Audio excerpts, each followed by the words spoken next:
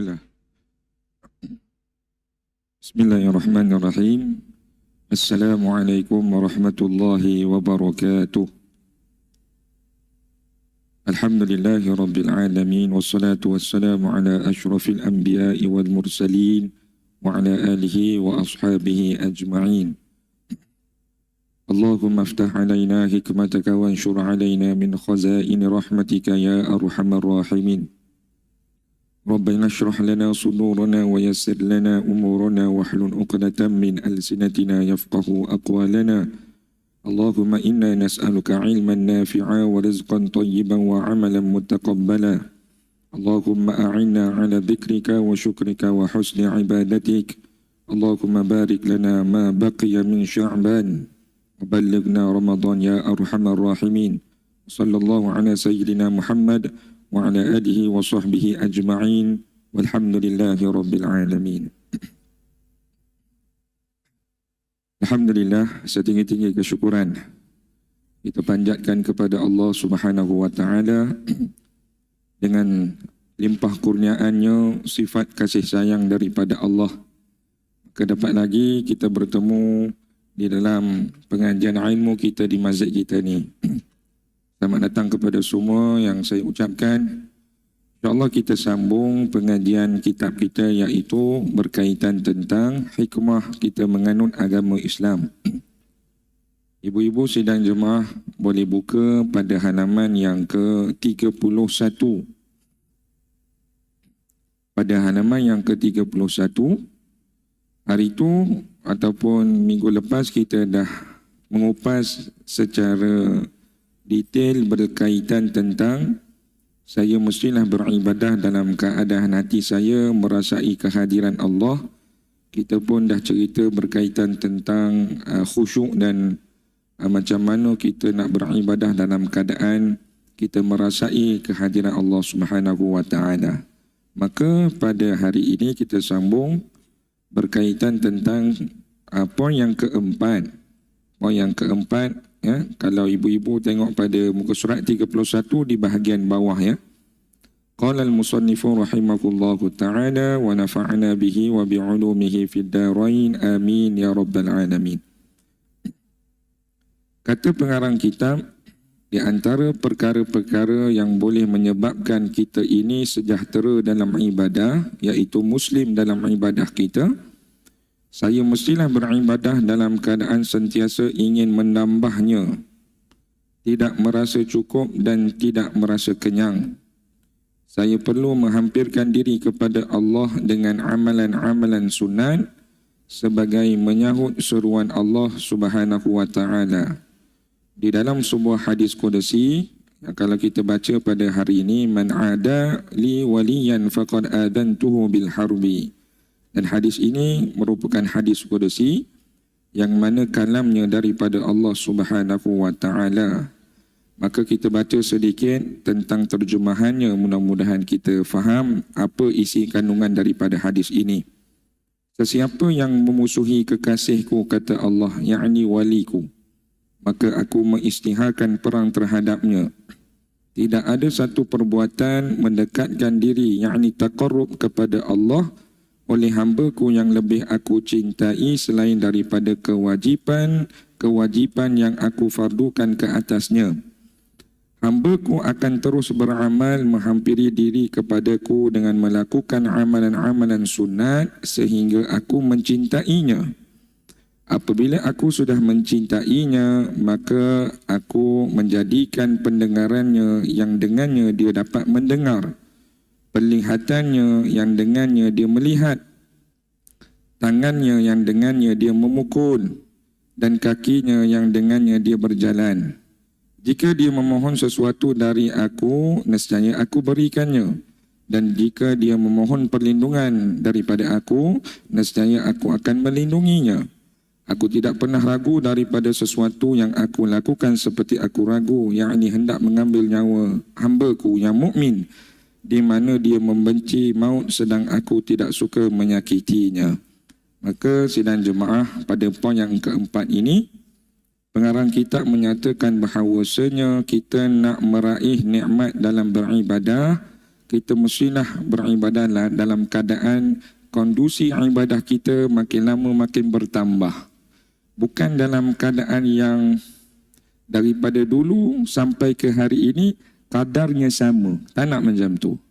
Kalau dahulunya sidang jemaah kita tidak mengenal solat duha, maka hari ini kita kena mulai kenal solat duha tersebut. Kalau pada dahulunya kita tidak mengenali apanya solat witir, setiap malam kita kena tutup sebenarnya dengan solat witirnya, maka pada hari ini kenal dan jejakkanlah hati kita untuk melaksanakan ibadah tersebut. Kenapa dan mengapa kita kena buat perkara tersebut? Kerana di dalam hadis ini menyatakan bahawasanya apabila kita menambah dengan amalan sunat, maka Allah Ta'ala akan memberikan cintanya kepada kita. Justru itu sidang jemaah, sebelum Ustaz mengupas tentang perkara ini, di dalam kehidupan hakikat manusia ni sidang jemaah, kita mestilah merasakan satu pengharapan. Apa pengharapan kita sidang jemaah? Kalau tanya kepada Ustaz, pengharapan Ustaz adalah kita nanti kalau mati dan kehidupan kita pada hari ini, kita nak mendapat kasih sayang daripada Allah. Betul? Apabila seseorang di antara manusia, kita ni cerita bab manusia dahulu. Apabila kita duduk bersama dengan manusia, manusia ni suka kepada kita. Manusia ni sayang kepada kita sidang jemaah. Apa kesan dalam kehidupan kita? Hati menjadi tenang, kawan bertambah ramai, tidak ada rasa takut berjumpa dengan orang sebab orang sayang kita, orang suka kita. Apabila kita susah, kawan yang sayang kita itu akan bertanya khabar, akan datang ziarah kita apabila kita sakit dan sebagainya. Itu di antara hakikat kehidupan manusia. Kalau boleh dalam kehidupan ni kita nak supaya orang di sekeliling kita sayang kepada kita. Itu baru konteks hubungan dengan manusia. Apatah lagi apabila kita beriman bahawasanya la ilaha illallah, tidak ada Tuhan melainkan Allah Subhanahu wa taala. Dan apa yang kita mengharapkan kepada Tuhan kita? Kita nak supaya Allah Taala sayang kepada kita. Sebab itu ada satu kalam daripada Al-Imam Ibni Atha'illah As-Sakandari. Kata Al-Imam Ibni Atha'illah As-Sakandari, apabila Allah Ta'ala buka jalan untuk mencintai kita, apabila Allah Ta'ala membuka jalan untuk mencintai kita, maka jangan kita hiraukan banyak ataupun sikit dalam kita melaksanakan perintahnya. Apa makna kata Al-Imam Ibni Atha'illah As-Sakandari? Dia menyatakan bahawasanya apabila kita pada hari ini dibukakan peluang dalam kebaikan, dibukakan peluang dalam ketaatan, dibukakan peluang untuk beribadah, ini tanda Allah Ta'ala nak cinta kepada kita. Allah Ta'ala nak sayang kepada kita. Maka kata Al-Imam Ibnu Atha'illah As-Sakandari, jangan pedulikan banyak ataupun sikit amalan tersebut, buatlah. Kerana ini peluang Allah Ta'ala nak menzahirkan cintanya kepada kamu. Kadang manusia tu dia berpilih. Dia pilih senang jemaah. Ya, kita nak dekat dengan Ramadan ni. Soalan yang kebiasaan diutarakan kepada pihak masjid, tahun ni imam buat berapa rakaat di masjid ni tarawih? Kalau imam ni saja nak menyakat, tahun ni kita nak try lah bang, kita buat 20 rakaat. Muka dia daripada nampak nak gembira jadi risau. Allah, 20 rakaat ke mam? 20 rakaat boleh ke kita ni? Imam tak risau ke nanti jemaah kita tak ada? 20 rakaat nanti pukul berapa nak habis? Imam nanti baca berapa banyak mana? Saya rasa imam tak perlulah 20 rakaat. Nanti tak ada orang datang masjid kita. Tapi kalau daripada pandangan Al-Imam Ibni Atha'illah As-Sakandari, tidak kiralah bila mana Allah Ta'ala bukakan ruang kepada kamu untuk Allah Ta'ala menzahirkan rasa cinta. Berhentilah, balik ke rumah anak, tiba-tiba nak datang solat tarawih di rumah anak. Memang masjid tu buat 20. Mungkin barangkali itu jalan Allah Ta'ala nak menzahirkan rasa cintanya kepada kita. Makin banyak sebenarnya kita bersujud kepada dia. Makin lama sebenarnya tempoh kita beribadah kepada dia. Dalam daripada sudut hakikatnya, makin lama hubungan kita pada malam tu dengan Allah. Maka kata Al-Imam Ibnu Athaillah, jangan peduli banyak ataupun sedikit kuantiti amalan tersebut. Begitu juga bab sedekah. Jangan malu kita nak bukakan duit, tiba-tiba ada di dalam poket hanya 50 sen.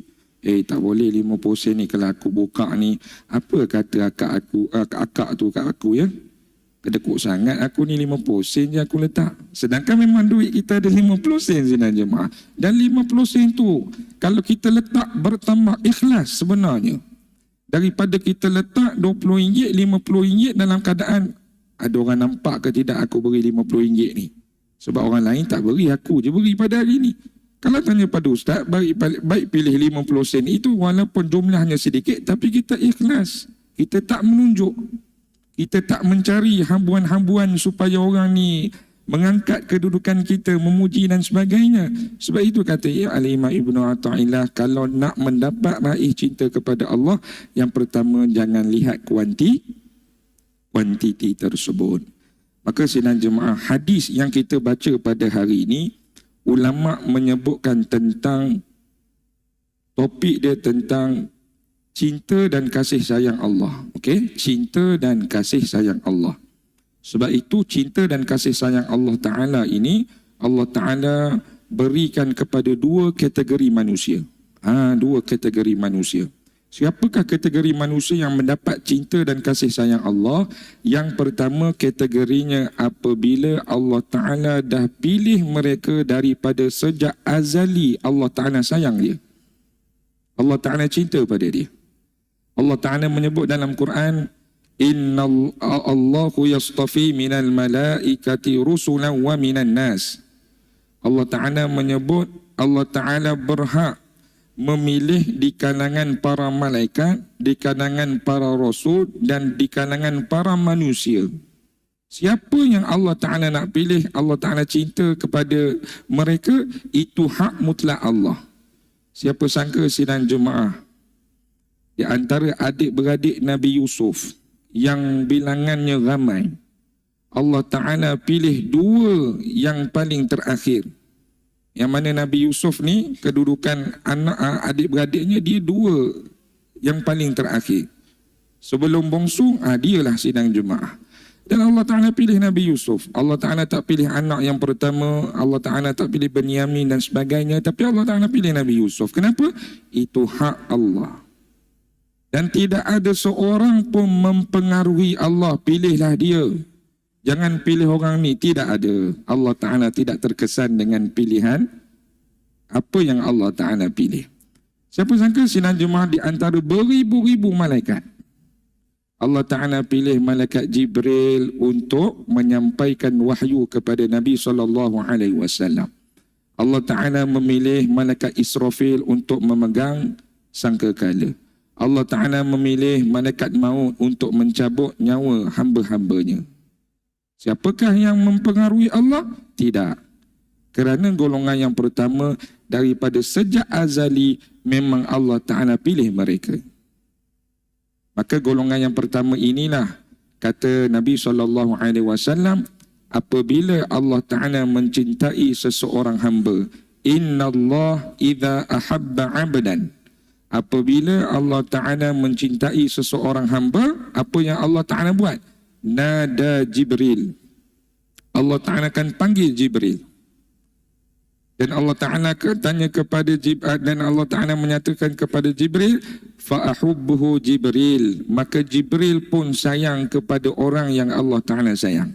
Dan nama orang yang Allah Ta'ala sayang ini, malaikat Jibril akan bawa kepada malaikat langit dan menceritakan kepada malaikat langit, sesungguhnya aku dan Allah Ta'ala sayang kepada si fulan ini. Maka seluruh malaikat-malaikat langit mencintai nama yang disebut oleh Allah Ta'ala dan juga malaikat Jibril tersebut. Ini yang pertama, golongan yang istimewa, VVIP orang kata. VVIP. Dan kita berdoalah kepada Allah, ya Allah, mudah-mudahan Allah Ta'ala menyebut nama kita sebagai hamba-Nya yang dicintai, sebagai hamba-Nya yang terpilih sidang jemaah.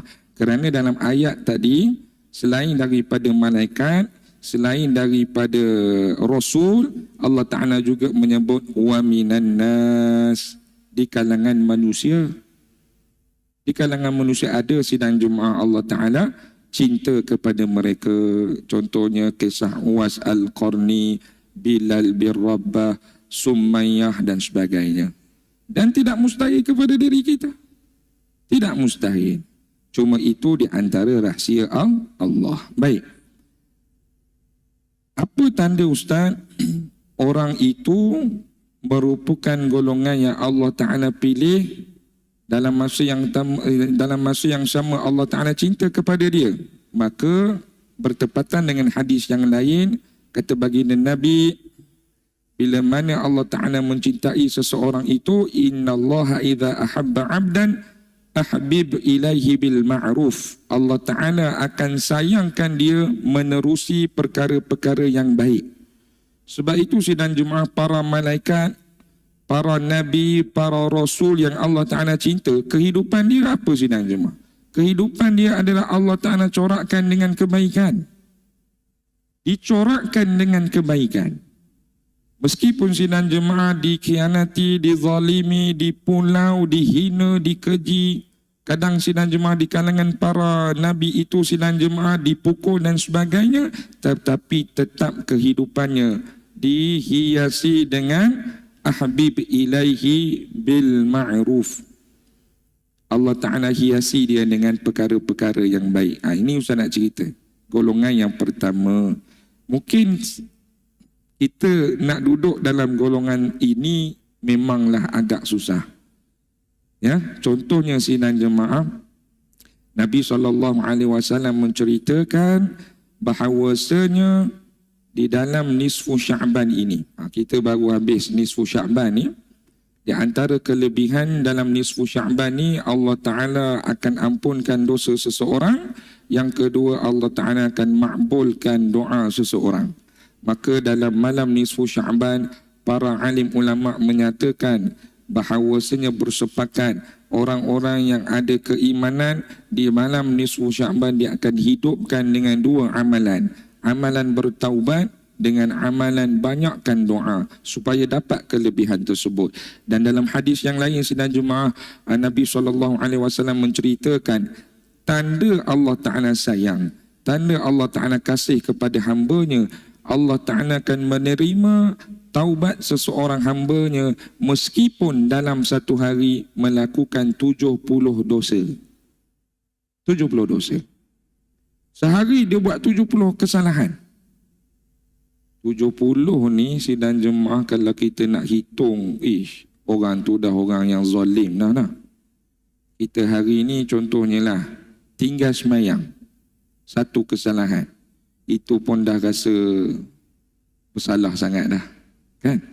Dia 70 kesalahan dia buat. Ini kalau ikutkan orang yang dah memang hantu lah orang kata, buat 70 kali kesalahan. Tapi tetap Allah Ta'ala menyebut dia akan diampunkan dosa oleh Allah Subhanahu Wa Ta'ala kecuali satu kesalahan. Satu je kesalahan yang Allah Ta'ala tak ampun. Apa sidang jemaah? Kufur, syirik, menduakan Allah, tidak menyatakan Allah Ta'ala sebagai Tuhan. Ini dosa ni Allah Ta'ala tak ampun.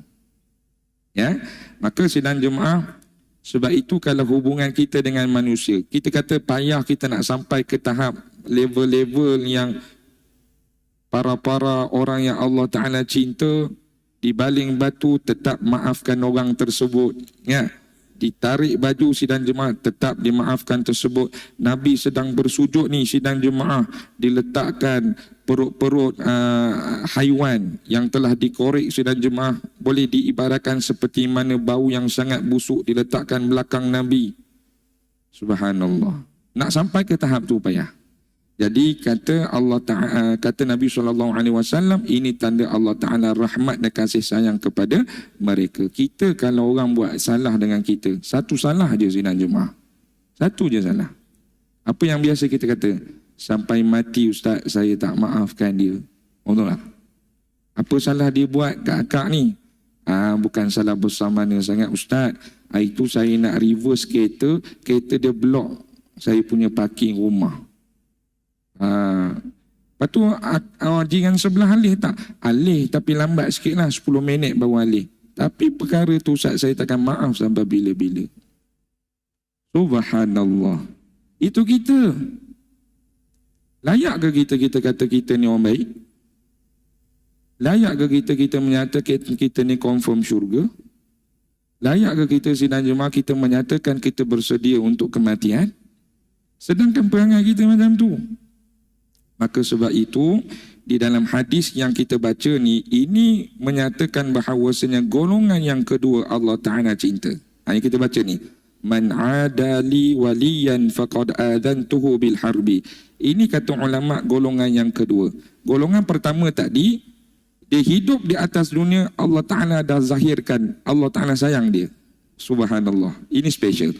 Golongan yang kedua, dia hidup di atas dunia, dia ni nak meraih cinta Allah. Dia nak mendekatkan diri dengan Allah. Golongan yang pertama tadi, Allah Ta'ala mendekati dirinya. Allah Ta'ala mendekati dirinya.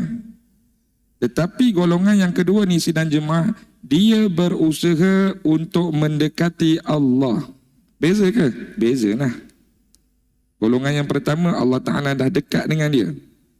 Golongan yang kedua ni sidang jemaah, dia berusaha untuk mendekati Allah. Salah satu jalannya, kata dalam hadis ini adalah jalan yang pertama, apabila hamba aku mendekati aku dengan iftaradtuhu alaihi, apa perkara yang wajib dia buat, insya-Allah dia akan dapat kasih sayang daripada Allah. Tapi kena usahalah. Macam kita hari ni sidang Jumaat, bangun solat subuh, bangun solat zuhur, bangun solat asar, maghrib dan isyak. Kenapa kita buat? Kita nak menghampiri dengan kasih sayang Allah. Sebab itu kata baginda Nabi di dalam sepotong hadis sidang Jumaat, kita ni kena mengingati anak kita ni untuk melaksanakan solat seusia bila sidang Jumaat? 7 tahun. Marru auladakum bis-salah bi-sab'i sinin, kata baginda Nabi. Kena ingatkan anak kamu tu dalam perbuatan solat, melaksanakan solat apabila umurnya bermula 7 tahun. Sebab Allah Ta'ala tahu, sebab Nabi SAW tahu, bila mana sampai usia 7 tahun ni, dia dah mulai pada fasa yang agak sedikit matang. Kan? Dia dah mengenal, aku tak boleh buat perkara ni sebab akan jadi mudarat pada aku. Kalau dia tengok adik dia dalam keadaan sidang Jumaat nak melintasi jalan, tak ada orang pegang tangan adik dia. Umur 7 tahun ni, perempuan ada anak 7 tahun ni, secara automatik, adik jangan lari-lari kat tangga nanti jatuh. Cakap abang yang 7 tahun tadi. Cakap kakak yang 7 tahun tadi. Adik dia nak makan dengan tangan kiri. Anak kita yang 7 tahun tadi boleh nasihat. Mana boleh makan tangan kiri? Kena makan tangan kanan. Dia boleh beri nasihat. Sebab itu usia 7 tahun ni merupakan usia yang sesuai untuk kita mengingati dan melatih anak kita untuk mendirikan solat.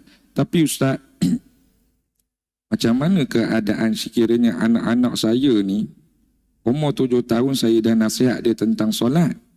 Tapi naik umur yang agak tinggi, 13 tahun.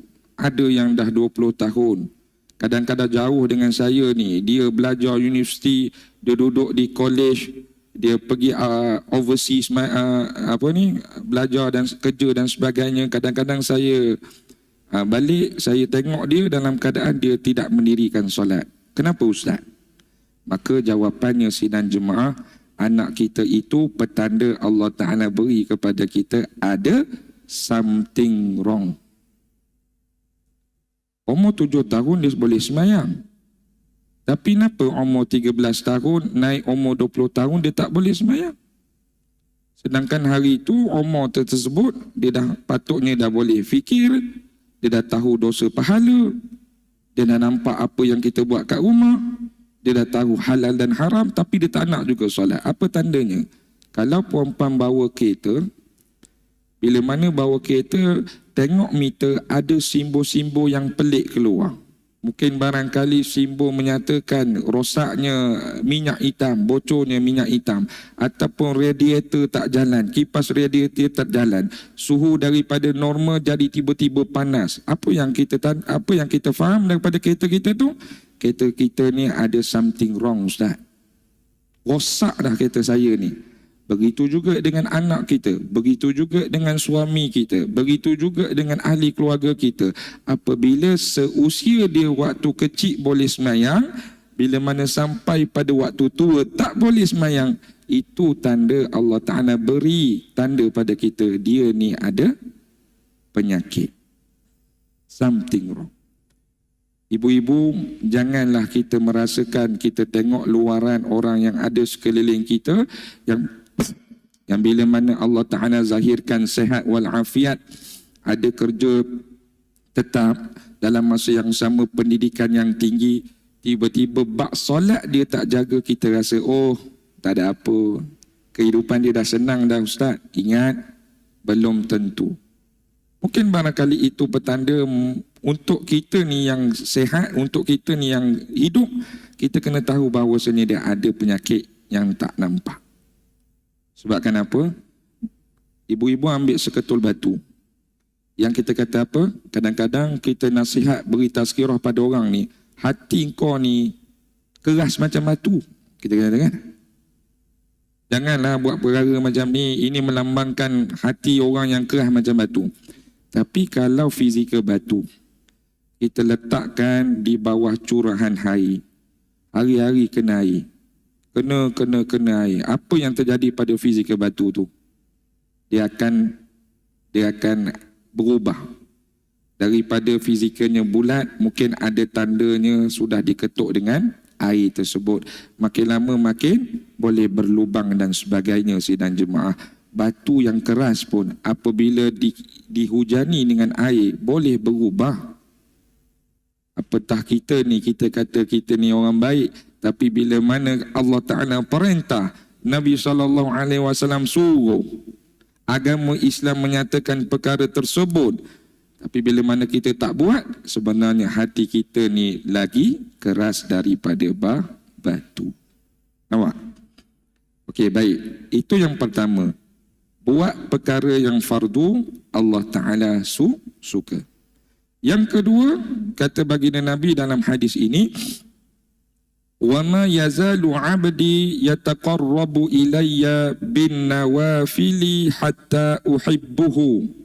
Allah Ta'ala menyebut dalam hadis kursi ini, aku akan dekat dengan hamba-Ku apabila mereka mendekati dengan perkara-perkara sunat sehingga aku sayang kepadanya.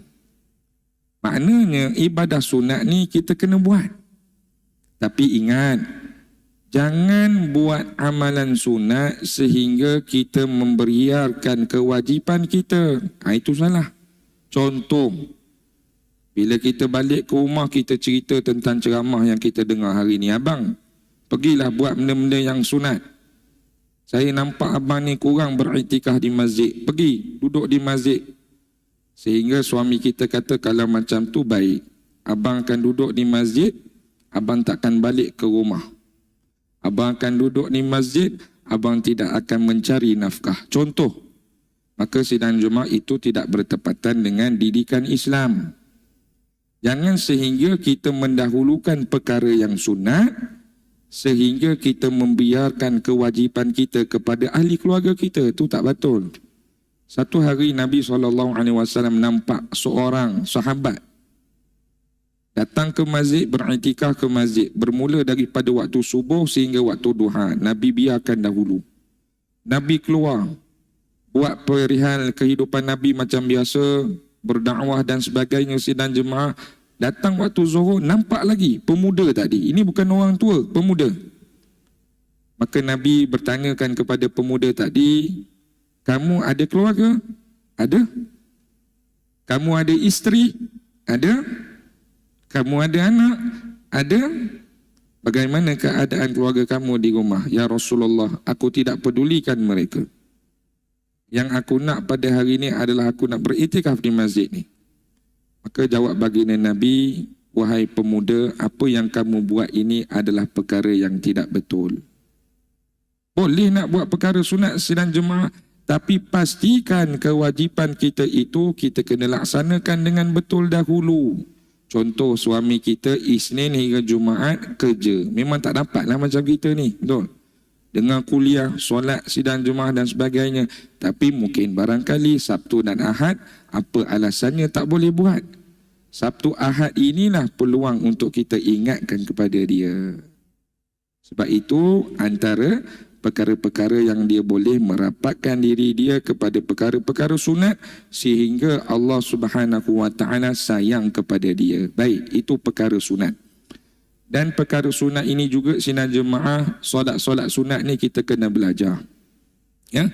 Solat sunat ni kita kena belajar, kata baginda Nabi, ada 5 waktu dilarang untuk mendirikan solat sunat. 5 waktu. Ya. Solat sunat ni bukan solat wajib, bukan balik kan kurang dengar. Ustaz tadi beritahu ada 5 waktu solat wajib dilarang oleh Nabi. Payah dah. Tak semayanglah pakat belaka dah. Ini solat sunat. Yang pertama setelah solat subuh. Setelah solat subuh dilarang untuk mendirikan solat sunat. Tidak ada solat sunat ba'diyah selepas solat subuh. Yang kedua setelah solat fardu asar. Tidak ada solat ba'diyah setelah solat fardu asar. Yang ketiga apabila matahari tegak. Apabila matahari tegak, Nabi SAW menarang para sahabat untuk mendirikan solat sunat. Kenapa? Itu menjadi rahsia di sisi Nabi SAW. Mesti ada reason, mesti ada sebabnya sidang jemaah. Yang keempat, apabila matahari terbenam. Saat-saat nak maghrib nanti sidang jemaah tidak boleh untuk mendirikan solat sunat. Dan yang kelima, saat matahari timbul. Baru nak timbul, kadang ini kita confuse. Tengok di jam masjid ni ada waktu syuruk 7.20 lebih contoh. Oh, dah boleh dah ni solat isyraq, dia kata. Sebenarnya tidak. Kena tunggu 15 hingga 20 minit selepas solat selepas waktu syuruk baru boleh buat solat sunat isyraq. Boleh lepas tu barulah kita selangi dengan solat sunat duha. Bukan bermakna 7.24 ni masuknya waktu isyraq tersebut. Waktu boleh semayang isyraq, tidak. Kena tunggu 15 ataupun 20 minit selepas pada itu. Sebab itu nak buat perkara sunat, pastikan kita ada ilmu. Pastikan kita ada ilmu. Sebab itu solat sunat ni banyak. Ada solat sunat yang bila mana sebabnya di awal. Apa makna solat sunat sebabnya di awal ni Ustaz? Solat sunat kita selepas kita melaksanakan sebab tersebut. Contoh, solat sunat wuduk. Solat dulu ke wuduk dulu? Wuduk dulu. Sebab tu awal. Baru boleh buat solat sunat. Betul tak? Solat tahiyatul masjid. Masuk masjid dulu ke solat dulu? Mesti saya kena masuk masjid dulu Ustaz, baru saya solat. Itu solat, antara solat sunat, mesti kita melaksanakan sebab dulu, baru kita solat. Tak boleh kita akak buat apa ni? Akak buat solat sunat wuduk. Saya tak nampak akak ambil wuduk tadi. Wuduk daripada malam semalam. Tak boleh lah. Dia kena setelah ambil wuduk terus solat sunat. Faham tu? Okey. Ada juga sidang jemaah solat sunat apabila sebabnya di akhir. Tadi sebabnya awal. Sebabnya di akhir. Contoh, solat istikharah. Kan? Takkanlah kita ni dah buat keputusan baru kita istikharah. Pelik. Mesti kita solat dulu, dapat hidayah, dapat petunjuk daripada Allah, baru buat keputusan. Kan? Ataupun solat sunat hajat. Solat sunat hajat ni sidang jemaah, hajat kita tu kita tak laksanakan lagi. Tapi kita kena solat dulu. Itu bermaksud perkara-perkara sunat ni kita kena ada ilmu. Contoh lagi, nak detail tu panjang masa kita kena ambil. Tapi Ustaz menceritakan tentang solat-solat yang biasa orang buat. Solat tahajud. Solat tahajud ni sidang jemaah, syaratnya mesti kita kena tidur dulu.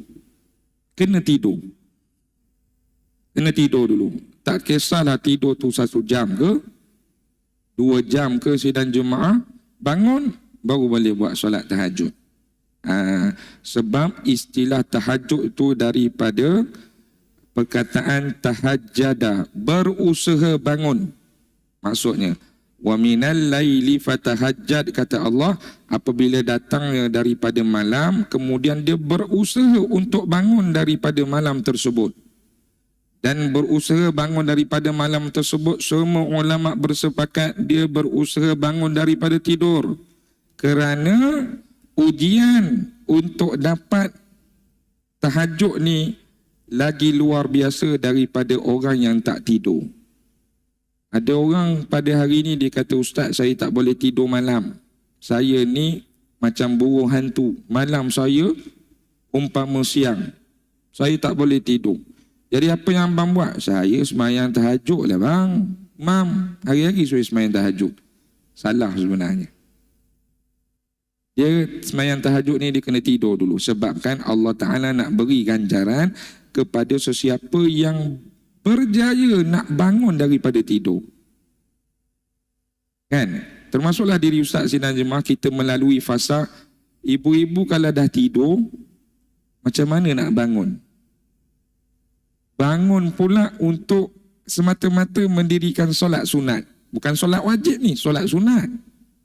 Mesti yang pertama kata apa? Ustaz, sunat je kan? Tak buat tak dapat, kalau tertinggal tak dapat dosa kan Ustaz? Pertama dah payah lah tu. Sebab dia apa? Dia kata ni sunat je. Yang kedua sidang jemaah, pada waktu tidurlah kadang-kadang orang memang payah nak lawan. Kan? Kadang boleh bergaduh ni, kita tidur dalam keadaan, kita dah tanya anak kita tadi, Akak, adik, abang nak makan apa-apa tak? Tak nak makan mak?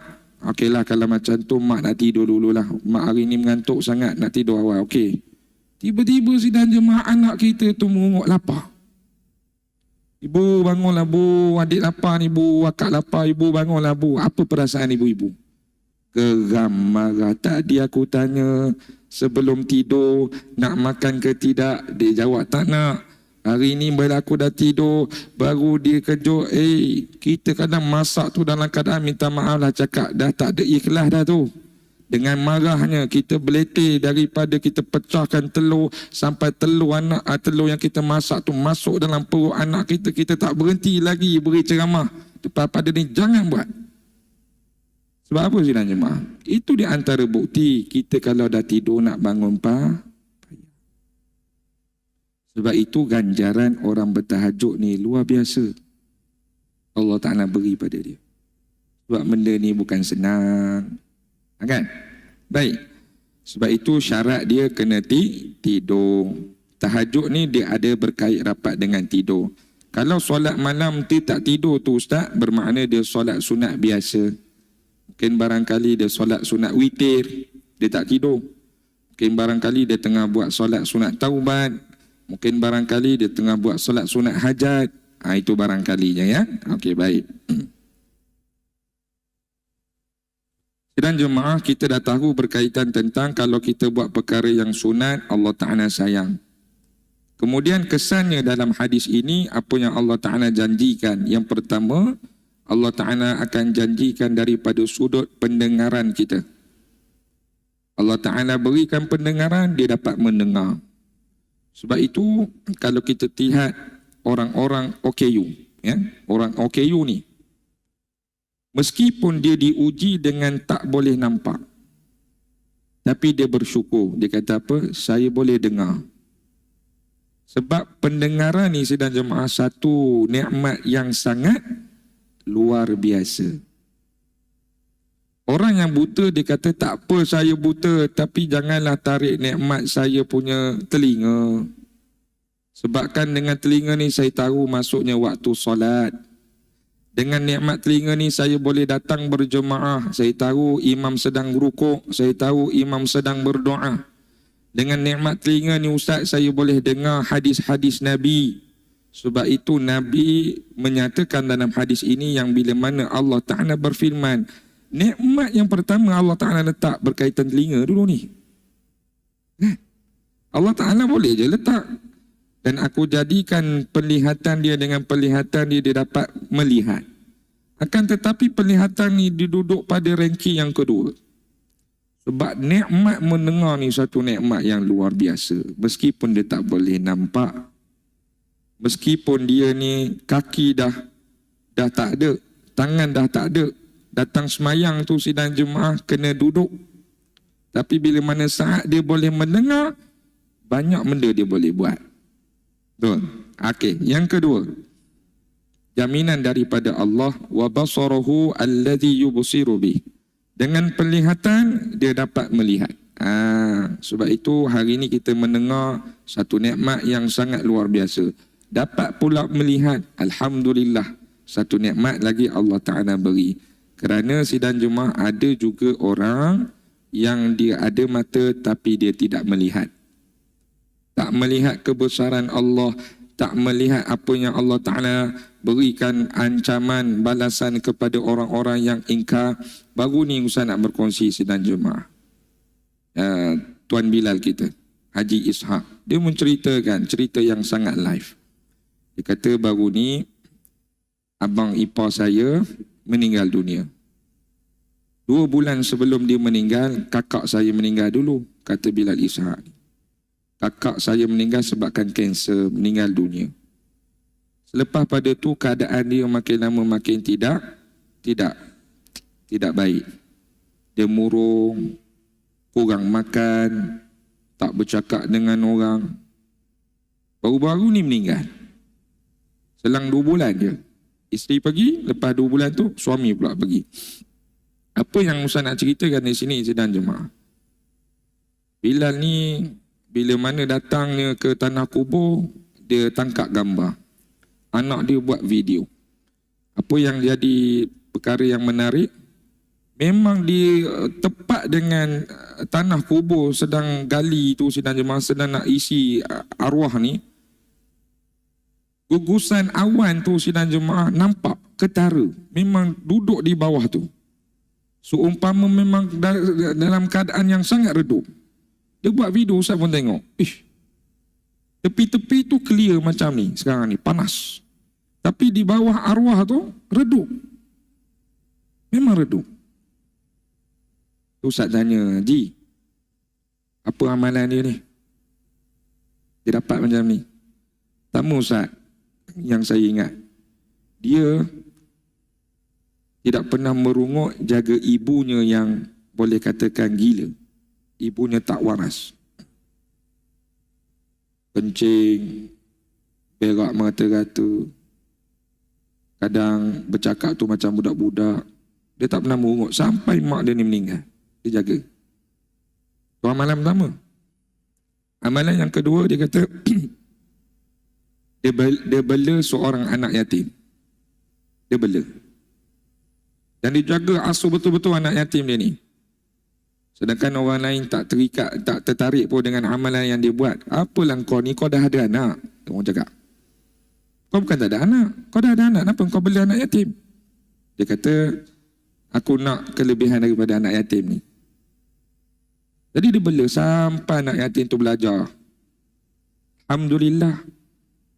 Takdir kematian tu Allah Ta'ala janjikan seperti itu. Dengan ramai orang datang solat kata haji ni penuh. Dalam keadaan gugusan awan tu memang betul tepat-tepat sidang jemaah. Kalau kata tak percaya lagi, boleh tanya dengan Tuan Haji Ishak. Jadi ini janji Allah. Apabila Allah Ta'ala jadikan penglihatan, dia dapat melihat. Melihat daripada sudut apa? Mungkin ada satu perkara yang dia baca ayat Al-Quran, dia tengok tafsir daripada ayat Quran tersebut, ataupun dia melihat sejarah orang sebelum ni buat perkara yang dia buat tadi sidang jemaah dan menjadi inspirasi dia, dimatikan oleh Allah Ta'ala dalam keadaan yang paling mulia, dia pun nak ikut sama. Jadi perkara ini Allah Ta'ala janjikan dengan penglihatannya dia boleh melihat. Okey sidang jemaah, apa cara Ustaz, langkah yang boleh saya ni rajin untuk membuat perkara-perkara yang sunat ni? Kadang-kadang ada orang kata perkara wajib pun dah berat Ustaz, apakah lagi nak buat perkara sunat? Payah. Apa caranya? Ada beberapa cara yang Ustaz ambil daripada penulisan para alim ulama. Yang pertama, kena berdoa. Ini gift oleh Allah Ta'ala, pemberian hadiah istimewa daripada Allah Ta'ala. Jadi kita kena minta dengan dia. Nak dapatkan rajin solat, nak dapatkan rajin berzikir, nak dapatkan rajin baca Quran, kita tak boleh melihat daripada kondusi kita punya tubuh badan ni. Itu bukan syarat dia, itu bukan jaminan. Ada orang sedang jemaah belajar sampai ke PhD, bila mana baca Quran tergagap-gagap juga. Ada ke Ustaz? Ada. Sedangkan dia ni dah doktor ni, hebat dah ni. Apa syarat dia? Syarat dia bila kita berdoa Allah beri. Itu cara dia. Ada seorang ibu ni sidang jemaah, dia cerita apabila suami dia meninggal, apa yang diwajibkan kepada seorang balu yang telah kematian suami ni? Iddah. Berapa lama iddah dia? 4 bulan 10 hari. Dia tak boleh keluar, dia tak boleh nak berhias, dia tak boleh jumpa orang, dia tak boleh pergi Ion. Tak boleh. Baru ni Ustaz jumpa jemaah kita kat Ion ni, akak ayah. Dia tak boleh pergi. Itu kalau kematian suami. Jadi apa dia kata Ustaz? Alhamdulillah, 4 bulan 10 hari Ustaz, saya boleh khatam Quran 3 kali. 3 kali dia boleh khatam. Ush, hebat akak. Tak adalah Ustaz, saya dapat masa tu banyak. Saya panggil seorang ustazah datang ke rumah saya. Ustazah lah, bukan Ustaz. Ustazah. Dia mengajar saya, dia dengar bacaan saya daripada Alhamdulillah sampai An-Nas, saya boleh khatam 3 kali Quran. Sebab dalam tempoh iddah. Saya kata ke akak tu, akak, saya ni yang hari-hari jadi imam ni, minta maaf cakap lah, nak dapat khatam sebulan pun payah. Sebab kita sibuk, ada keluarga kadang-kadang. Jadi apa jaminan kita menyatakan bahawasanya kita boleh khatam? Tak ada jaminan, kecuali kita berdoa dan Allah Ta'ala beri. Dia dapat keberkatan masa. Ada orang melayari tempoh iddah suami mati dengan mengira-ngira, okey, lepas ni aku nak pergi settlekan pusaka. Ui, banyak juga aku dapat ni. Tanah daripada suami aku, mungkin aku dapat. Harta dia lagi, mungkin aku dapat. Hari-hari dia kisahkan pakai harta si suami sidang jemaah. Sampai 4 bulan 10 hari, habis masa macam tu. Keberkatan masa tak dapat. Jadi yang pertama, sebab itu Nabi mengajarkan satu doa yang berbunyi, Allahumma a'inni ala zikrika wa syukrika wa husni ibadatik. Ya Allah, bantulah aku untuk mengingatimu. Ya Allah, bantulah aku untuk mensyukurimu. Ya Allah, bantulah aku untuk memperbaiki amal ibadah aku. Memperbaiki amal ibadah ni yang kita nak ni. Daripada tak boleh khatam, jadi boleh khatam.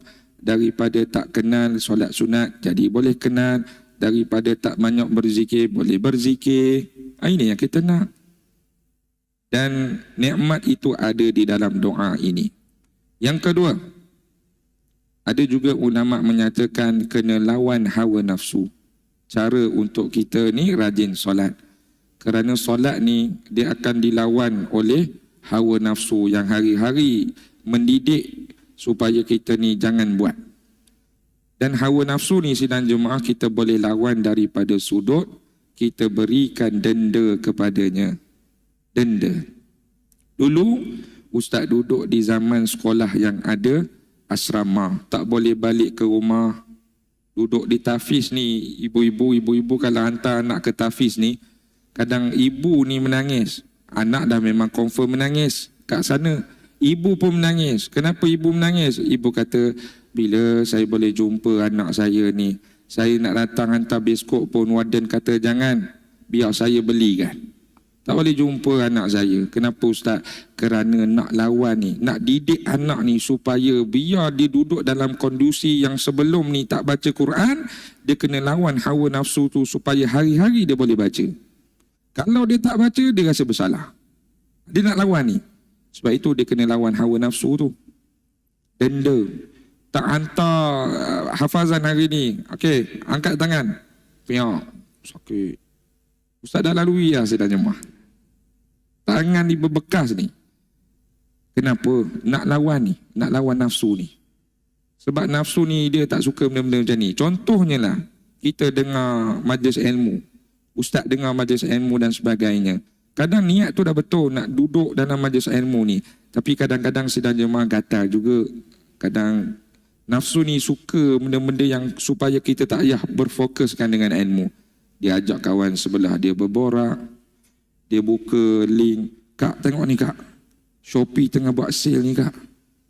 Ustaz tengah mengajar kan. Contohnya. Ini semua kita kena lawan. Kena lawan. Sebab itu berkaitan tentang nafsu. Jadi ulama kata di antara jalannya denda. Apa bentuk denda? Contoh. Kalau kita tak suka basuh tandas. Contoh. Benda yang kita tak suka. Nafsu kita tak suka. Saya tak suka ustaz, saya tak boleh basuh-basuh tandas ni. Cuba buat sebagai denda. Kalau aku hari ni tak zikir istighfar sebanyak 70 kali. Kita kan ambil satu hadis. Nabi kalau beristighfar sehari sebanyak 70 kali. Astaghfirullah tu sebanyak 70 kali sehari.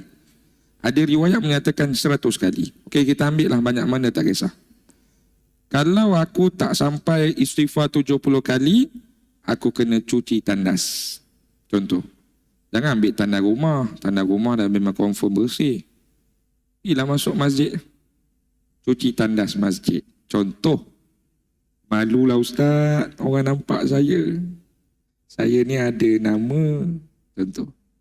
Selagi macam tu, maka kita tidak akan berkeras dengan amalan yang kita nak buat. Kan? Ada orang sidang jemaah denda dia mungkin berat daripada sudut duit. Letakkan denda. Kalau aku tak boleh buat perkara ni, aku kena bayar kepada masjid sebanyak ini. Contoh RM10 sehari. Contoh kan? Baik aku buat, contohnya. Aku melatih diri aku buat. Kalau tak, nafsu aku ni tak suka kepada perkara ni. Jadi kita kena buat. Itu di antara denda. Sebab itu sekolah-sekolah, asrama ke, tahfiz ke, sidang jemaah, pondok ke, dia bukan nak sakitkan fizikal anak, tapi dia nak didik supaya hawa nafsu tu boleh kawan. Yang ketiga, cara untuk rajin buat perkara-perkara yang sunat ni, renunglah janji Allah. Renung janji dia. Ya? Kita ni kadang pelik Kalau orang berjanji, kita cepat sangat cair dengan janji orang. Contohnya lah, orang-orang scammer ni. Dia berjanji. Akak labur kak RM2,000 je. Akak letak RM2,000 hari ni. Ini kak akak tengok dia punya kereta. Tengok dia pakai apa. Dia model operandi scammer ni. Tak kereta, rumah. Bergambar. Dengan kereta-kereta mewah. Tengok ni kak. Dia capai RM40,000 dalam masa 2 bulan je kak. Kita pun dah cair. Kak, bagi RM2,000. Sebab apa? Kita merenung janji dia ni. Mana duit saya? Saya tak dapat balik. Dah telefon tak boleh dan sebagainya. Kita yang rugi. Tapi kadang kita ni jarang merenung janji Allah. Jarang sangat merenung janji Allah. Yang mana kalau kita tak nak ambil dalil yang lain, kita ambil dalil yang tadi je lah. Allah Ta'ala janji, siapa buat perkara fardu, aku akan sayang pada dia. Siapa yang buat perkara sunat, aku akan hampir dengan dia. Tanda nikmat yang aku bagi, telinga dia dapat mendengar, mata dia dapat melihat, tangan dia dapat bergerak dan sebagainya. Ini semua janji Allah. Tapi kadang kita tak ambil. Renung janji Allah, kita akan jadi rajin untuk ibadah. Dan yang kelima, muhasabahlah daripada sentuhan hati. Sentuhan hati ni maksudnya apa Ustaz? Sentuhan hati ni kita ni tak boleh nak cakap kita ni sama. Berbeza. Ada orang disentuh hati dengan tengok orang-orang susah, nak bantu daripada sudut, berikan sumbangan. Mungkin dia tersentuh hati daripada sudut, dia nak tolong orang daripada sudut, mungkin dia ada kelebihan duit dan sebagainya. Kekuatan dia kat situ. Kekuatan dia kat situ. Kita tak boleh nak nafikan. Itu sentuhan hati dia. Ada orang sidang jemaah nak rajin beribadah ni, sentuhan hati dia daripada sudut, contohnya qiyam. Tak kali qiyam, tak itulah dia akan menangis. Tak kali qiyam, tak itulah dia akan rasa betul-betul taubat pada Allah. Jadi kita tak boleh nafikan dia punya sentuhan hati. Mungkin barangkali itulah sentuhan hati yang Allah Ta'ala beri kepada dia. Ada orang sidang jemaah sentuhan hati dia apabila dia mendengar majlis ilmu. Sebab itu dia rajin datang majlis ilmu. Dia rajin datang. Jadi itu sentuhan hati. Bila kita tahu di manakah hati kita mudah tersentuh, maka rajin-rajinlah kita untuk melaksanakan perbuatan tersebut. Dah tahu sidang jemaah hati kita ni tersentuh daripada sudut, boleh ingat Allah Ta'ala daripada sudut kita melakukan contohnya solat berjemaah sama-sama, maka jangan tinggalkan solat berjemaah. Sebab hati mudah tersentuh. Jadi sidang jemaah, mungkin pada hari ini kita sampai di sini, dan selepas ni Ustaz ada beberapa perkara yang Ustaz ingin terangkan berkaitan tentang solat kita. Jadi kita boleh tanda dahulu pada muka surat yang ke-32. Nanti selepas raya kita akan sambung insya-Allah ya. Pada poin yang kelima ni kita akan sambung selepas raya. Hari ni berapa bulan? 26. Baik. Seterusnya Ustaz nak menceritakan tentang beberapa perkara yang berkait rapat dengan muslimat lah, aduan muslimat. Baik sidang jemaah. Yang pertama berkaitan tentang baru ni kita solat tasbih. Solat tasbih kita melihat ada saf muslimat yang tidak bersambung. Jadi saf sidang jemaah kita kena tengok keluasan masjid dahulu ya. Pertama, jadi masjid kita ni lebar daripada ujung sana sampai ke ujung sana. Jadi bermaksud sebelum kita nak mulakan saf yang kedua, kita kena penuhkan saf yang pertama. Itu dia punya metodologi dia lah. Atau kalau ibu-ibu semayang dekat ruangan muslimat, safnya hanya sampai dekat dia punya ni lah, tirai dia tu lah. Jadi Ustaz macam mana hari tu? Tak sambung lagi, tak habis lagi sambung saf yang pertama, tiba ada saf yang kedua. Macam mana solat dia? Solat dia sah. Solat masih sah. Cuma kita kekurangan dapat fadilat solat berjemaah. Kurang dapat fadilat solat berjemaah. Mungkin 27 kali ganda, kita tak dapatlah full tu. Sebab solat jemaah ni, sidang jemaah banyak fadilat Allah Ta'ala nak bagi. Contohnya yang pertama, habis dengar seruan azan, Allahu Akbar, la ilaha illallah, baca doa selepas azan, satu fadilat. Angkat takbir bersama iman, Allahu Akbar, dia angkat Allahu Akbar, dapat satu lagi fadilat. Ghairil maghdubi alaihim waladdallin, sama-sama melafazkan kalimat amin, dapat lagi satu fadilat. Banyak fadilat solat berjemaah. Salah satunya memperbaiki saf. Sebab itu kadang-kadang saya bercakap, penuhkan saf hadapan, lurus dan rapatkan saf, pastikan tumit anda selari dengan garisan. Sebab itu tumit jangan jadi macam ni. Tumit kita dengan tumit orang sebelah jadi macam ni. Kenapa akak ke depan sangat tumit ni kak? Akak nak cepat masuk syurga. Tak tahu dia belajar mana. Nah, Jadi tumit dia kena selari macam ni. Nasihatkan, ingatkan sama-sama. Akak tak perasan, kaki akak ni mungkin barangkali panjang kot. Ya, saiz dia. Akak ingat selari dah kat belakang. Selarikan tumit. Kita ada masa ni. Kita ada masa. Kadang-kadang ustaz berikan masa. Selarikan tumit sama-sama kita ada garisan soft ni.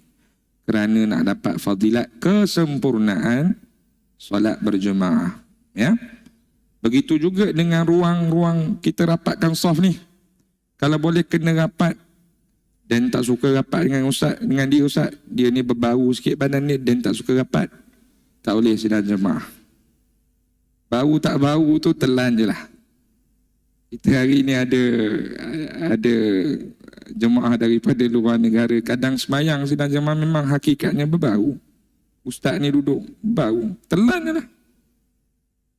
Muhasabahlah diri, aku pun tak tahu nanti aku mati macam mana bau badan aku dah. Aku badan orang pun aku tak tahan, macam mana badan aku nanti. Muhasabahlah. Jadi rapatkan soft sama-sama. Kita nak kelebihan. Sebab itu kecuali kalau masjid kita ni ada penghalang. Contoh tiang. Ibu dah duduk dekat tiang tu, orang sebelah pula kat sana. Jangan kita jadi mufti, tak sah dia ni semayang. Sebab dia putus dengan sah kita ni. Patut tiang ni kena roboh Ustaz, baru sama. Tak boleh.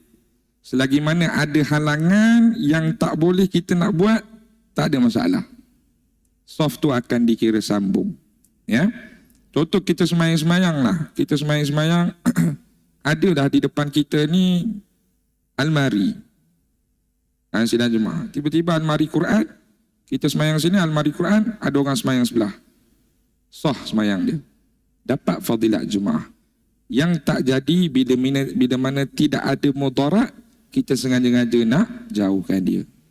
Sepatutnya kita boleh sambung satu soft sampai panjang ni. Kenapa akak tak nak sambung? Alah ustaz, dalam gambar jadi tak cantik. Soft pertama panjang. So kedua ada ciput ni ustaz. Jadi saya nak cantikkan gambar biar semua sama saja ustaz. Ini bukan pandang kawan. Kan? Jadi soft biasa sama. Ingat ya. Nanti sama-sama kadang-kadang ustaz tak nampak keadaan soft muslimat di belakang. Sebab itu kadang-kadang bila mana ustaz angkat takbir tu, ustaz harapkan settle lah yang kat belakang ya. Okey, jadi itu yang pertama. Soft kena rapat yang pertama. Yang kedua, berkaitan tentang kita solat ni kadang-kadang yang muslimat ni lah. Ini pada zaman ustaz sekolah dulu dah jadi masalah yang sama. Masa semayang, masa solat, masa duduk di asrama dahulu. Kadang dengar perbahasan daripada wadah-wadah dia cerita. Ada pelajar-pelajar perempuan ni semayang dalam keadaan dia semayang kemudian telekongnya berada di tempat sujud. Dan dia sujud atas telekongnya. Boleh faham tak? Ustaz nak pakai telekong malu pula ini buat demo. Ibu-ibu faham sendirilah. Dia pakai telekong. Kemudian bila mana tang dia nak sujud tu, telekong dia ni, dia sujud atas telekong dia. Jadi boleh ke tidak boleh? Ini perbahasan ulama. Kalau kita tengok daripada mazhab Syafi'i. Mazhab Syafi'i kata tidak sah. Berat tu. Dan kita mazhab Syafi'i. Kalau mazhab lain ada yang menyatakan sah. Atas alasan mesti pastikan tempat yang kita nak sujud itu memudaratkan kita.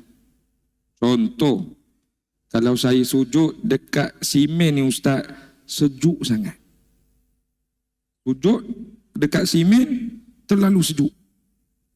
Memudaratkan saya. Saya tak boleh. Buat pula saya kalau semayang dengan imam yang ni, sujud dia lama ustaz. Tak tahan saya. Sejuk. Ataupun tempat tu kalau puan-puan sujud, panas. Berbekas ni sidang jemaah. Kita pun tanya dia, akak sama saya tak nampak akak. Biasa yang berbekas dahi ni lelaki je. Akak pun berbekas dahi. Tak boleh ustaz, saya semayang kat tempat tu panas. Contohnya kita semayang kat ruangan luar ni kan. Semayang atas jalan ke, semayang atas rumput ke, panas, tak larat. barulah kerengangan mazhab tersebut kata kamu boleh alas dengan kamu punya telekung tu. Ada syarat dia. Tapi kalau Ustaz rasa kapet kita ni tak sejuk kan, dan pun tak panas, jadi alihkanlah telekung, sujud di tempat telekung. Sujud di tempat kapet Allah. Kerana kata mazhab Syafi'i, anggota badan yang untuk bersujud ada 5. Kaki kita 2 tu, lutut kita 2, tapak tangan kita 2, bersamaan 6, satu lagi dahi. Selain daripada 6, maksud dahi tak boleh ada apa-apa yang halang. Kalau contoh tangan boleh ke Ustaz? Ada benda yang halang saya daripada terkena tempat sujud? Boleh. Sebab itu kadang ada orang pakai sarung tangan, dia sujud, tak ada masalah. Tak makruh, tak haram, boleh. Kadang ni nak sujud lutut, nak kenakan tempat sujud, kena pakai seluar kan. Kalau lelaki ni takkanlah bila dia nak sujud dia kena tarik seluar dia. Saya kena pastikan kulit lutut saya kena tempat sujud. Itu salah dah. Kena ada alas dia. Betul tak? Kadang kaki sidang jemaah, kaki nak sujud, kena ada alas ni. Sebab itu kadang-kadang orang pakai stokin, tak ada masalah tu. Tapi satu je anggota dalam mazhab Syafi'i, dahi tak boleh kena ada halangan.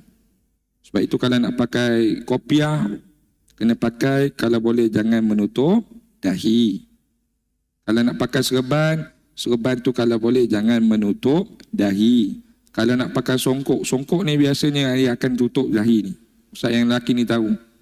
Kena angkat sedikit songkok tu, biar kena tempat sempat sujud tersebut. Faham? Jadi Ustaz nak tegur beberapa perkara lah. Bila mana kita sujud tu, kalau boleh jangan sampai kain telekung kita itu kita jadikan tempat sujud kita. Kerana dalam mazhab Syafi'i, apa-apa perkara yang lekat dengan kita punya tubuh badan, kita tak boleh jadikan alas untuk kita sujud. Kalau contoh, ibu-ibu bawa sejadah kecil, bawalah kain ridak, bawalah contohnya kain kapan selagi mana pun, kan? Dia tak lekat dengan badan kita, kita letak kat situ, tu tak apa, boleh. Kenapa akak buat sejadah kecil ni? Inilah kenangan saya bersama dengan suami, dia hadiahkan saya. Dia dah tak ada Ustaz, bawa lah, tak masalah. Selagi mana lekat dengan tubuh badan, jangan buat benda tu. Mazhab kita, mazhab Syafi'i sangat keras sidang jemaah. Dia umpamakan seperti ada perkara yang menghalangi kita untuk bersujud kerana lekat dengan badan kita. Kalau di luar badan kita tak ada masalah, itu dikirakan sebagai alas sahaja. Ada soalan tak? Ya Kak? Telekung tu macam mana? Separuh muka tak ada masalah. Dia yang paling mustahak ni dahi. Jangan tutup sampai satu muka. Ya? Ya. Faham? Ya. Ya. Kalau kita nak diskaunkan dia punya panjang, saya kena semayang dekat ruangan muslimah.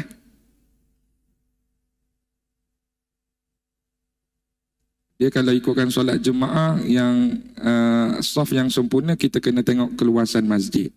Memang kena tengok keluasan masjid. Tapi kena ingat, solat dia akan sah. Janganlah kita kata, engkau kena semayang balik semula. Imam hari ni buat solat tasbih balik sebab solat tasbih kita itu tak sah. Bukan. Dia sah. Tak ada masalah. Cuma kesempurnaan jemaah akan berkurangan. Fadilah dia berkurangan. Itu beza. Ya, solat sunat jenazah sahaja yang berbeza. Itu yang kena buat lapisan 3 saf ataupun 5 saf. Kerana Nabi, sunnah Nabi, memang ketika solat jenazah Nabi buat macam tu. Tapi solat lain Nabi tak buat.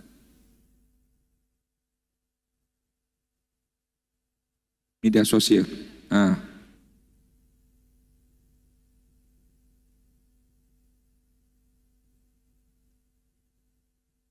Ya.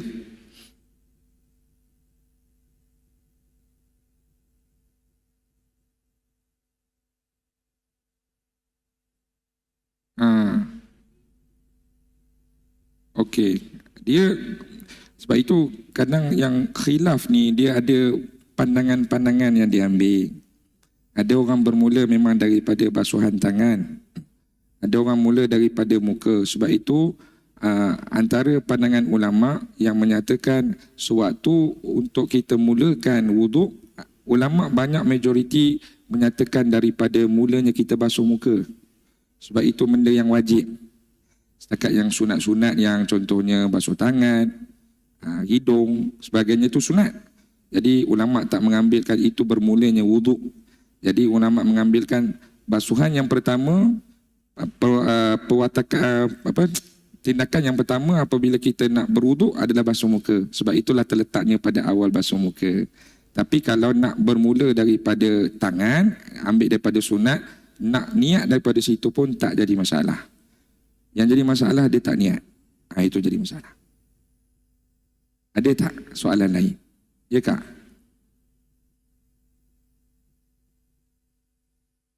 Tengah kak. Di tengah. Yang kedua, biasanya kita akan tengok mazhab kita, dia akan mula daripada tengah. Ya, kalau orang mula daripada tepi, kebiasaannya kenapa ulama dia akan bermula daripada tengah? Tengah ni orang yang akan datang dia akan nampak kedudukan saf tu. Contohlah orang tu bermula saf yang kedua daripada hujung tepi. Dalam keadaan masjid kita ni ada halang banyak. Orang tak nampak duduk situ. Duduk pula kecil, keding sidang jemaah. Yang datang solat tu kecil, halus je sidang jemaah. Orang daripada sini pula mula daripada sini. Sebab apa? Tengah dia tak nampak. Sebab itu ulama mazhab kita menyatakan yang kedua mesti bermula daripada tengah supaya orang yang datang senang nampak. Yang afdal sebelah kanan. Ya, sebelah kanan. Tetapi pastikan bila mana dah kita nak masuk dalam saf tu, kita mesti seimbangkan saf lah. Jangan bila dah tengah, kita penuhkan kanan dulu.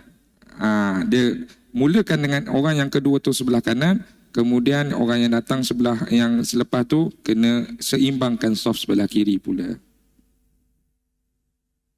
Ya kak. Beza tu.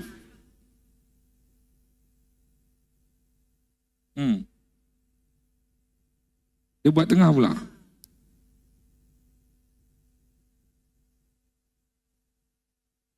Ya. Ke kanan lah. Ke mana? Dia nak belah sana. Aircon sejuk kot sana. Itu kena proses dia, kita kena beritahulah, maklum kan ya. Sebab orang ni kadang dia tak tahu. Kadang dia main suka saja. Kadang dia kata apa, inilah tempat saya daripada masjid tubuh, saya punya cuk, tempat saya nak sembahyang sini saja. Sedangkan tak boleh. Dia kena ubah juga mengikut. Ada tak soalan lagi? Tu.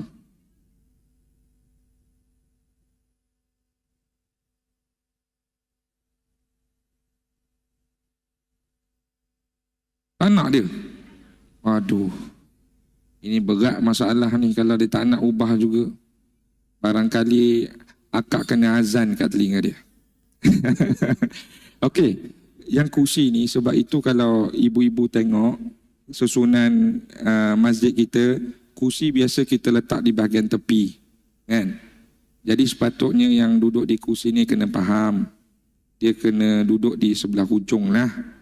Dan kedudukan kursi dia tu pun dia kena faham. Bukan kaki dia sebagai penanda saf dia. Kerusi dia sebagai penanda saf. Tu kena ingat. Kursi dia sebagai penanda saf. Kan dia kata, kalau macam tu saya ni tak sedarilah kaki. Tak, sebab kamu uzur. Bila mana kamu uzur, ulama semua mengambil satu jalan menganggap kaki kursi itu adalah kaki kamu. Sebab kamu uzur. Maknanya kaki kursi itulah sebagai kaki kamu, saf kamu tu. Jadi kamu kena duduk di atas kerusi dan kaki kamu, kursi kaki tu memang kena selari dengan saf. Kalaulah kaki kamu tu kamu nak juga duduk di atas saf, orang di belakang memang tak boleh nak sujud. Kena kat kursi itu. Jadi ingatkan dia, Kalau boleh susun nanti jemaah muslimat tu kursi tu letaklah sebahagian tepi. Ruangan tepi tu. Tapi kalau mungkin barangkali dia tak tahu, tahukan dia. Ya, tahukan dia lah. Angkat kursi dia, akak kena duduk sini. Supaya kita nak senang nak susun saf dan sebagainya. Lain? Soalan lain? Ya kak? Bawa anak kecil kalau boleh susun ke tepi ke tidak? Okey, anak kecil ni soalan istimewa juga. Dia sebenarnya anak kecil ni dia kena ada ruangan khas untuk anak kecil lah. Contohnya anak kecil yang kategori memang dia ni terdedah dengan najis. Terdedah dengan najis, contohnya dia pakai pampers, barangkali dia tak tahu lagi nak bersihkan pakaian dia dan sebagainya. Kalau boleh anak-anak ni kita letak di soft yang selain daripada soft orang dewasa, belakang. Kerana apa? Kerana kita nak menjaga kemaslahatan soft yang kita ada ni. Takut dengan najis dia tu, satu soft ni tak soft semayang. Kan? Contohnya dia pakai pampers. Dia duduk depan kita. Duduk depan kita, dia lari pula dekat sebelah, jemaah sebelah. Cantiknya telekung nenek ni, dia tengok, dia duduk kat situ. Lari dia tengok pula, oh telekung nenek ni warna pink, sana warna kuning, saya suka warna kuning. Dia pergi kat tu, dia tengok, dia duduk lagi tempat sujud kita. Lalas tadi, jemaah ibu tadi beritahu, siapa yang semayang dekat anak saya yang dah duduk tadi minta maaf lah. Saya baru perasan anak saya ni bocor dia punya pampers. Daripada kita nak jaga dia seorang ke, kita nak jaga semua. Sebab itu ibu-ibu yang bawa anak ni dia kena cerdik sedikit. Yang pertama pastikan sebelum masuk bersihkan dia dulu. Jangan dah berat, tak apa lepas solat baru saya bersih. Jangan, kita tak nak susahkan orang. Bersihkan dia dulu. Yang kedua, letakkan dia di soft yang belakang. Ustaz, saya tak boleh letak di soft belakang Ustaz, nanti dia hilang, nanti dia macam mana. Maka buatlah solat yang baru. Biarlah jemaah solat dahulu, kita tak nak kacau dia. Pegang tangan dia dengan ada alat sekarang ni kan. Boleh ikat tangan dia, semayang. Kalau rasa mudarat semayang jemaah, takut hilang anak, solatlah sendiri. Tak ada masalah. Dia Islam ni dia bukan dia merapatkan sesuatu perkara sampai kita tak boleh nak buat sesuatu. Kalau ada mudarat, pilih mudarat itu lagi dulu. Boleh? Okey. Jadi maknanya kalau tanya pada ustaz, anak-anak yang dah dia peringkat 7 tahun, dia tahu dia tak main-main solat dan sebagainya, boleh masuk pada saf yang dewasa. Tak ada masalah. Selagi mana dia tahu rukun solat, dia tahu perbuatan sah ataupun perkara-perkara yang tak batal solat, bawa dia duduk saf yang pertama, tak ada masalah.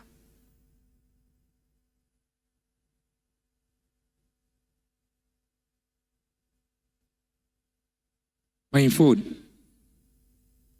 Macam mana caranya? Anak dia tu duduk dalam saf. Tak boleh tu kak. Ya, satu dia dah tak menyempurnakan soft, itu pertama. Dia letak anak dia dalam soft, tapi masalah anak dia tak solat tapi main phone. Satu perkara, soft itu dah tak sempurna sebab anak dia itu bukan solat. Itu dah jadi satu kesalahan. Kesalahan yang kedua, dia mempengaruhi orang-orang sekeliling supaya orang ni tak, yelah, kalau tanya ustaz pun, ustaz tak boleh khusyuk kalau orang pasang apa-apa kat sebelah. Kan? Pasang lagu ke apa sidang jemaah, tak boleh khusyuk kita. Jadi macam ni, tadi sebab itu ustaz kata, ibu-ibu, nenek-nenek ni yang bawa cucu ke anak ke, kita kena bijak sikit. Kalau kita tahu anak kita tu jenis tertib, tak masalah. Bawa dia solat. Duduk sama-sama.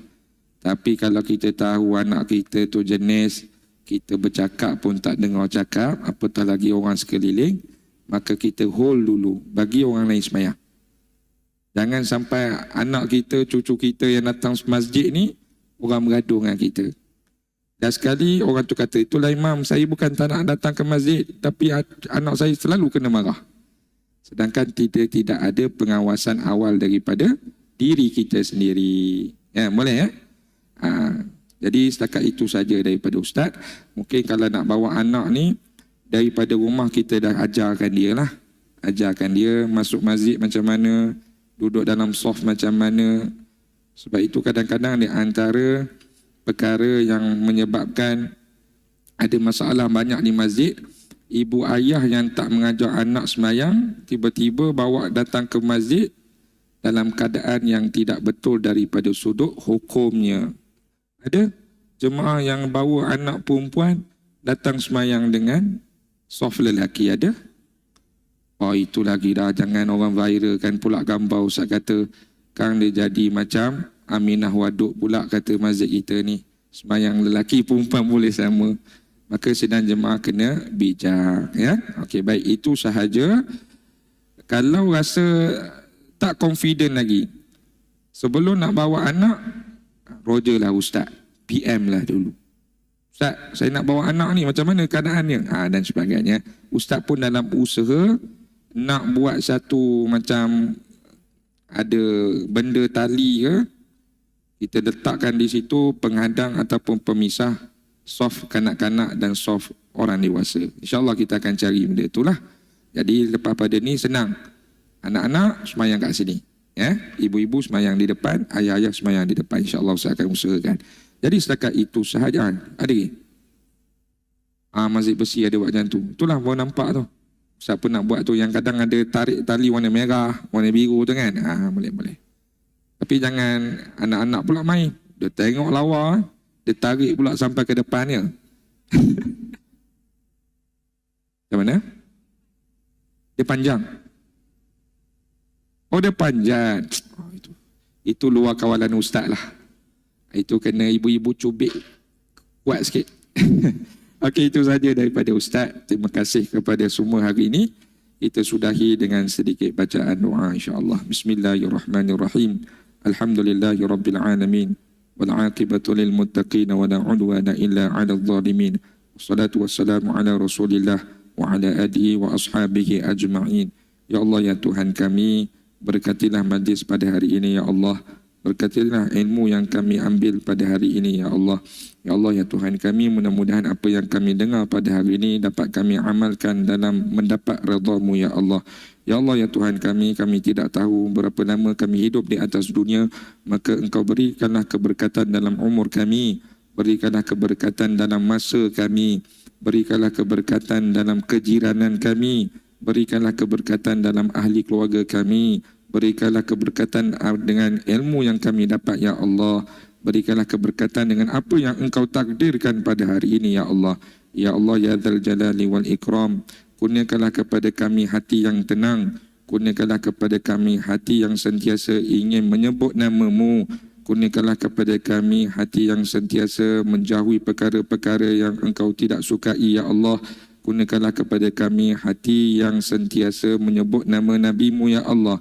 Ya Allah, ya Dzal Jalali wal Ikram, kurniakanlah kepada kami rezeki yang baik lagi halal. Rabbana 'alaika tawakkalna wa ilaika anabna wa ilaikal masir. Allahumma barik lana fi Sya'ban wa ballighna Ramadan ya arhamar rahimin. Sallallahu ala sayyidina Muhammad wa ala alihi wa sahbihi ajma'in. Walhamdulillahi rabbil alamin. Taqabbalallahu minkum. Terima kasih kepada semua.